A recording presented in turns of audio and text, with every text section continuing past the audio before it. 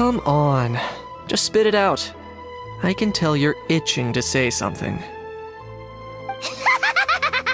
Kanich, you big dummy! You fell for it, huh?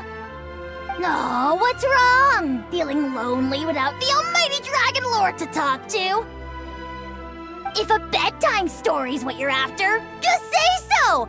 I'll tell you one so bone-chilling, you won't be able to sleep for 3 nights straight! Sure. Go ahead. Huh? What do you mean, go ahead? Oh, you pretending to be a tough guy now? Maybe, maybe not.